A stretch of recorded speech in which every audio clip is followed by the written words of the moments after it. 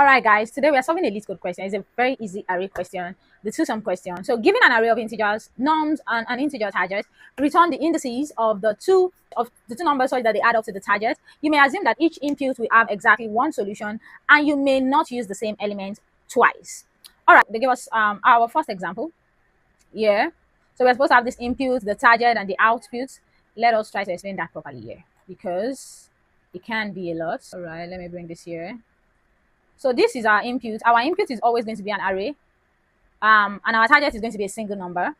And then our output will be the indices of the two elements in our array that add up to our target. Of course, looking at this, we have 2, 7, 11, 15. We already know that the two numbers that we add up to give us 9, which is our target in this case, is 2 and 7, right? And we're going to return the indices of both numbers, 2 as index 0 and 7 as index 1, and that's why we have this output 0, 1.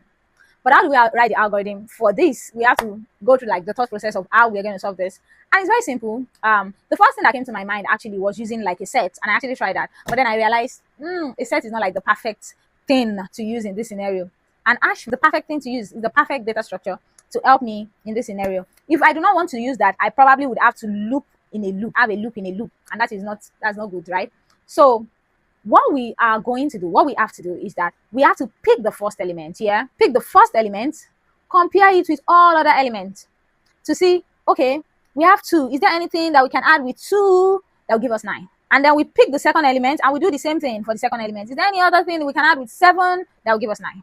Is there any other thing that we can add with 11 that will give us 9? So we are going to have to loop through we don't have a choice, but we don't want to loop through it twice, because if we follow this thing we are following, we will have to our array twice. That means we have to take an element and then loop again to compare it with other elements, and we don't want that, right?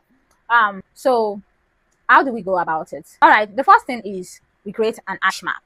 Yeah, the reason why an hash map will work in this case is that it can store key value pairs. If you don't know what an hash map is, an hash map or an hash table is a data structure that holds key value pairs. It's like object in JavaScript, but not like object. They have differences, right? But we're using an hash map, so it's like a little dictionary where if you have the key, you can find the value of that key.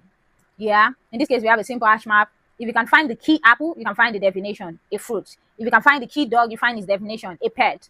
Car, a vehicle. So basically, that's how an hash map works. So we declare an hash map. Let map equals to new map. So we create an empty hash map, right? And now let's move on to the next thing to do.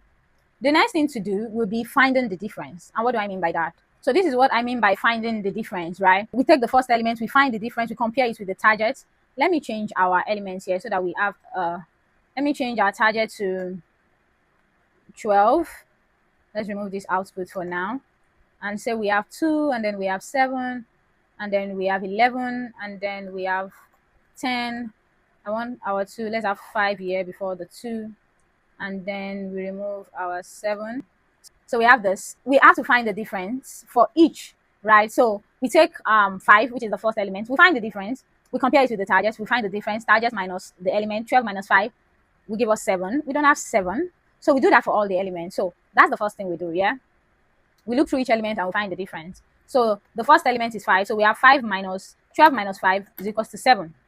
That is the difference for the first element. Let's create our loop here. So we have our loop and find the difference. So difference will be equals to target minus the current element, target minus norms I, the current element, which is what we are doing here. We do 12 minus 5. We do it for the next element. We do it for the next element. Let's take it one after the other, right? So we do 12 minus 5 equals 7. This map, like our hash map, yeah, we're going to be storing each element in our hash map so that we can have something to compare with. Because remember, we don't want to loop twice, right? So we have 12 minus 5 equals 7. Of course, our map is still empty. So we save our first element, which is 5. Element 5, that is at index 0. So I have 5, 0. That is our first element. We save it. Then we go again. We find the difference of the next element. 12 minus our next element is 2. 12 minus 2 will give us 10.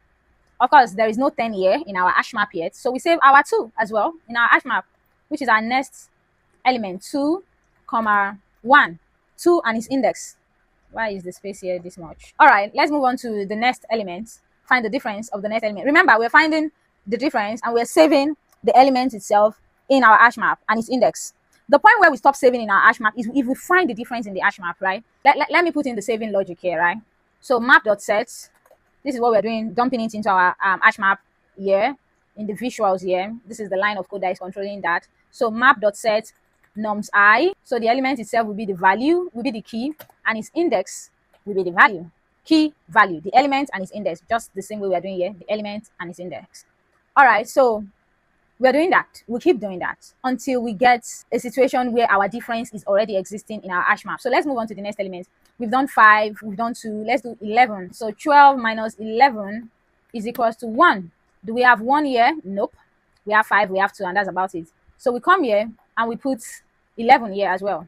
11, and its index is index 2. All right, we keep moving. We haven't found any of our differences in our hash map. Yeah, we move on to the next one. Our next element on the list is 10. So 12 minus 10 is equal to 2. If you check our hash map, we see that we already have 2. So we found our pairs, 2 and 10. So we already have 2 here. So we stop, we don't push into the hash map, we return our result, because now we have our result. We have 10, which is the current element, and we have 2 that can add up to it and give us our target. So we have a conditioner that helps us to know when to stop. So if map, that means if our map already contain our difference, if map.as different, this is all supposed to be wrapped, then what do? We return an array with the index of the current element, the index of the map, the difference in the map, and the current element. So map.get difference. So the difference that is in the map, we get its index. So map.get for 2 will give us 1, the index of 2. And then the index of our current element, so I. So in this case, our output will be, let me write it. Our output will be the index of our difference is 1, and the index of our current element, which is 10, is 0, 1, 2, 3. Is 3. So our output will be array 1 and 3. But what if we never find this condition statement never runs? Then we return an empty array finally. So in case we don't we have an array that does not have any 2 numbers that can add up to the target, we return an empty array. All right, let's run. We run our code. Let's see what we have.